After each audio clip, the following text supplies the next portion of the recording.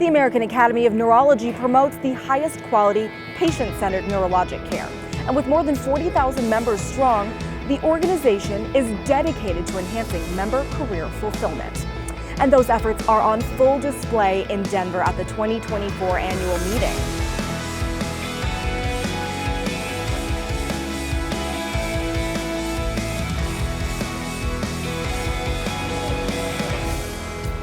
Welcome back. This is our fifth and final day of AAN TV. I'm Sonia Mogi.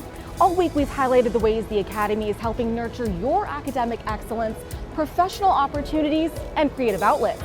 Today we turn to your personal well-being and the policies that shape your profession. From the clinic to Capitol Hill, we hear how the AAN is advocating for you and your patients. And it's the newest AAN value, well-being, why the AAN is making your well-being a top priority. Plus, we have a little fun as we check in one more time with everyone's favorite brain, see how Sarah Bellum has rested and recharged during this busy week. And we wrap up our tour of the institutes and organizations leading the charge in exceptional neurologic research and care.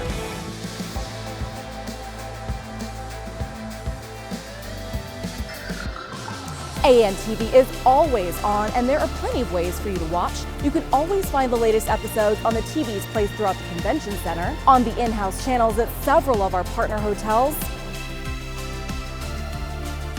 on the homepage of the annual AAN Meeting website, and on the AAN's YouTube and X, formerly known as Twitter.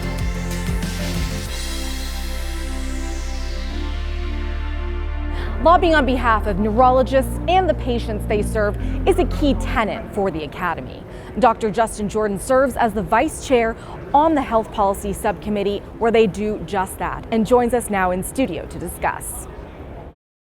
Dr. Jordan, thank you so much for joining us. Let's start with, how do you determine the AAN's health policy needs? First, thanks so much for inviting me today. You know, the Academy's vision is to be indispensable to its members, and we take that really seriously when it comes to advocacy. We recognize that there's a really broad membership, and so we take input from members directly to determine our advocacy priorities every year through surveys online. We work within the pillars of the organization as well to make sure that we're representing the Academy. And then really, we read the tea leaves. We work with stakeholder organizations to figure out what of our advocacy priorities for the year are likely to be able to move forward, whether it's legislative, regulatory, and those are the sort of primary ways we look at that. And how do the advocacy efforts of the Academy support the AAN's organizational value of well-being? The entire Academy is about well-being. I think of it in terms of the goals of the Academy. So there are four main goals, which are to grow a diverse neurology workforce, to strengthen neurologic practice, to promote neuroscience research, and to make sure that we improve neurologic health. And we work in each of those different individual areas toward the benefit of the organization and the members. Members who get involved get benefit already for their well-being, but as we focus on growing our diverse workforce, as we focus on improving practice, we really are able to promote well-being for the members and for the organization. And what are some of the biggest legislative or regulatory issues facing neurologists today? So I think about this in three big buckets. The first is really access to care, and so that's getting access to a neurologist and also the treatments or the diagnostic tools you may need.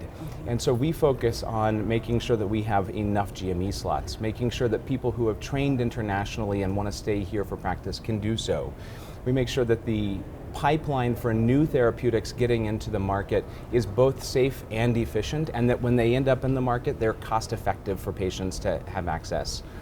When we think about, secondly, research, we are making such huge strides in neurology through research dollars, and so every year we're pushing for NIH dollars, for DoD dollars, for the BRAIN initiative.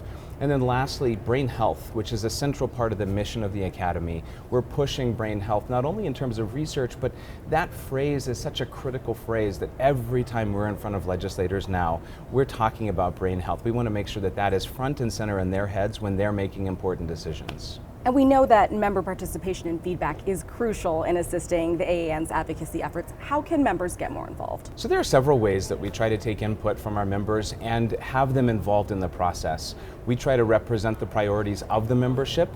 So every year the website has a survey asking members for their advocacy priorities. If that pops up, be sure you let us know because we want to represent you.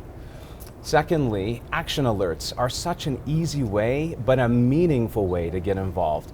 So if you sign up on AAN's advocacy website, you'll get an email ping asking for you to do a few clicks and make a meaningful impact.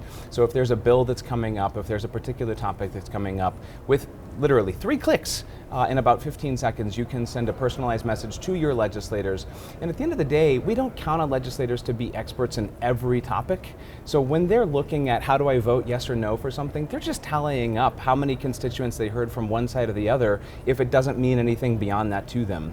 So these are really meaningful ways. And lastly, the Academy has a couple really great training programs for individuals who are interested in advocacy. So the first, Neurology on the Hill, every year we bring a couple hundred neurologists to DC for a boot camp, really. So we don't expect you to come with any knowledge about the topics we're going to be advocating for or about how to advocate. And in the first day, we do a deep dive on the particular interests of the year, the annual priorities for advocacy, and how to talk to your legislator. And then the Academy on the second day arranges meetings with your legislative offices and gives you the opportunity to use those skills in a very meaningful way. The other one is the Palatucci Advocacy Leadership Forum, which we call PALF for short. This is a much smaller group of people who every year come in for an intensive leadership advocacy training program where you get mentorship on your particular area of interest. Some people come with a very local issue that they want to address. Some people come with national issues, and we try to match you with a mentor who has expertise to help you. So those are a few ways that you could get involved. Sounds like so many different ways to get involved or weigh in on issues that matter the most to neurologists. So thank you so much for joining us, Dr. Jordan. Thank you very much.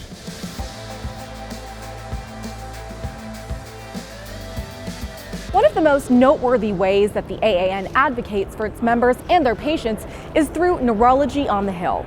This year's recent visit to Washington, D.C. was a huge success. As you'll see, it doesn't take a background in public policy, but a passion for neurology to make a change. The goal of Neurology on the Hill is to have neurologists from the American Academy of Neurology go to DC and speak directly to our legislators about important issues that affect us and that affect our practice and that affect our patients. As neurologists, we are really the people who see all types of neurologic disease. We are the experts, and we have the patient stories, and we really understand on the ground the issues that affect us. Legislators look to us to explain to them what these diseases are and how potential legislation impacts us and impacts their constituents, our patients. Everyone should be involved in Neurology on the Hill. I think that every neurologist in the AAN should consider applying. It's open to every U.S. neurologist. It's a great opportunity to get to know other neurologists who are engaged in other states and in your own state. There are so many ways to get involved. There is an opportunity called Neurology Off the Hill, which is where we visit our legislators during the off season in their home offices. You can have legislators come to your office if you want, and they can see what you do, and they can maybe meet some other people in your practice. There's also Brain Pack, which is a great way to be involved. Neurology on the Hill is wonderful. It happens once a year. It's very inspiring. But I think that we should know that the AAN has a staff that works on DC and advocates for us all year round. And the Brain Pack helps us to do that. It helps us to get into the offices to talk to the people who make those decisions all year round and not just on one day. Whenever people think that DC is too big a place and too big a sphere, I would say you have a voice. As a neurologist, you are the expert, and only you can really say what you do and what you see and the patients you treat. So you should really be empowered to go and say, you know, I want to speak up for my patients. I want to speak up for my practice. I know what's important for us and for our patients. And I think that as a neurologist, you should feel empowered to have that voice to go to DC.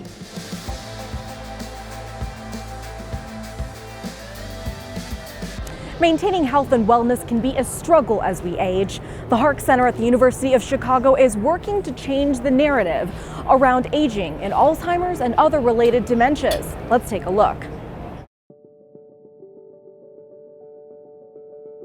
The Healthy Aging and Alzheimer's Research Care Center, or HARC Center, is a relatively new center here at the University of Chicago, established in 2023 to bring together as a scientific and multidisciplinary hub for doing research related to aging and dementia. So I think one of the most exciting things about the HARC Center is that we're not only doing rigorous science, but we're rooted in the community. We want to have our research be informed by and in partnership with those who are around us. And so there's this great opportunity to leverage the incredible talent that's in and around the University of Chicago, bring folks together to tackle the complex challenges of aging, Alzheimer's, and related dementias, and to think of creative opportunities to provide interventions, whether those interventions are pharmacological in nature or non-pharmacological in nature.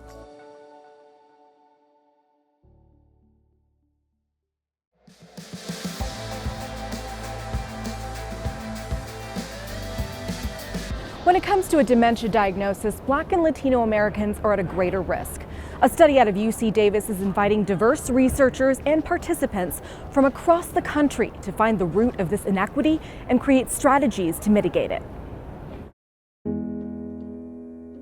Dementia is a multifactorial disorder. It has to do with how your brain develops, how your brain is maintained, and then what other late life diseases kick in.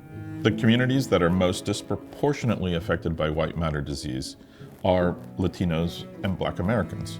Diverse Vcid is a study that examines the future likelihood of developing serious impairments such as dementia in a diverse group of individuals. We use advanced brain imaging, blood-based biomarkers technique to look at changes in the vascular risk factors that eventually will lead to cognitive decline and dementia.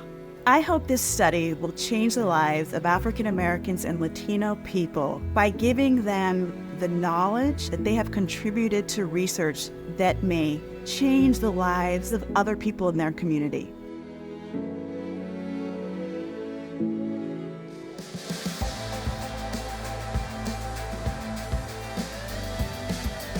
Whether it's combating burnout, which affects 50% of neurology professionals, or enhancing mental well-being through various stages of a neurologist's career, Dr. Jennifer Bickle is committed to wellness, and the AAN is too.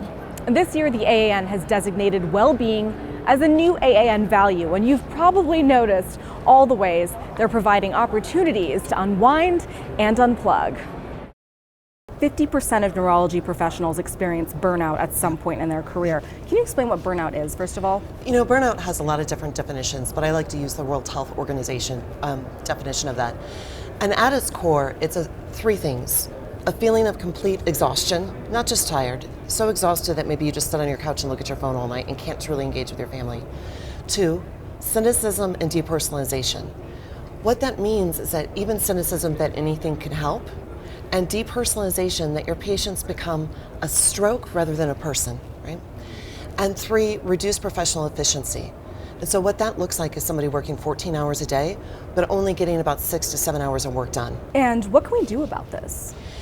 You know, burnout is an incredibly complex issue that should never try to be simplified down to one solution, right? But I can tell you what it's not. It's not just a personal resiliency deficiency, right? And so for too long, hospitals and organizations have tried to approach burnout by offering individual wellness programs.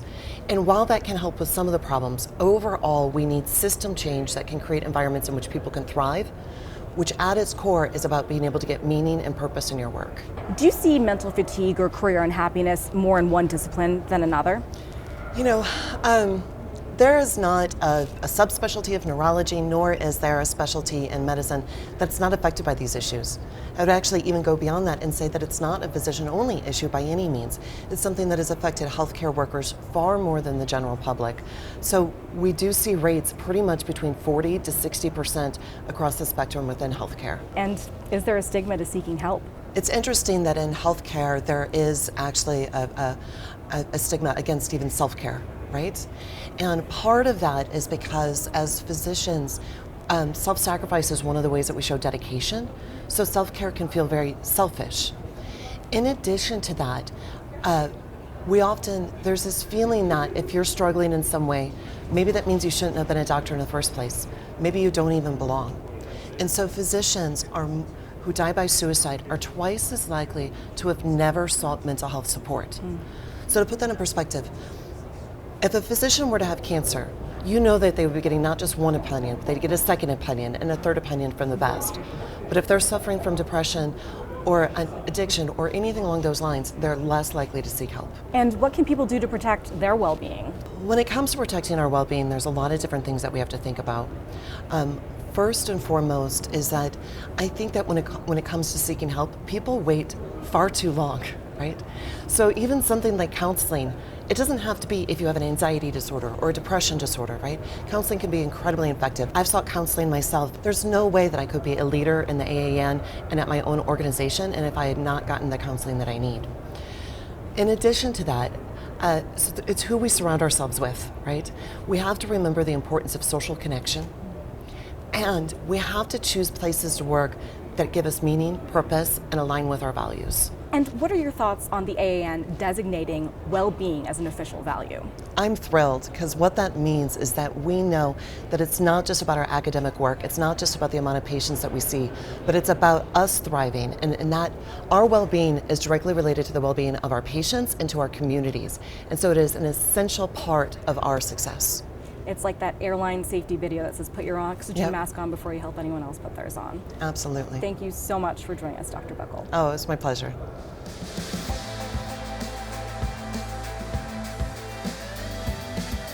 Back now to help showcase all the different health and wellness offerings is Sarah Bellum. Let's see how she's prioritized herself this week.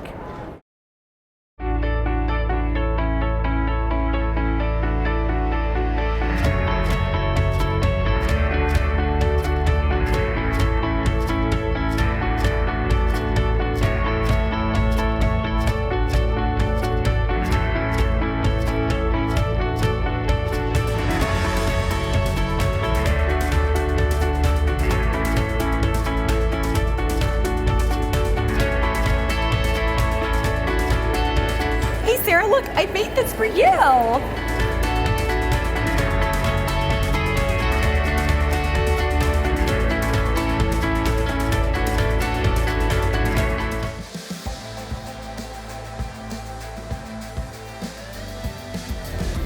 And with that, it's a wrap on AAN TV for this year. We appreciate you taking the time to watch, and we hope you've enjoyed the specially curated content we provided all week. We may be wrapping up, but our content lives on. All the episodes from this week, as well as all the individual segments, can be found on the AAN's YouTube and Twitter channels. Thanks again, and safe travels home, everyone. We hope to be with you again next year.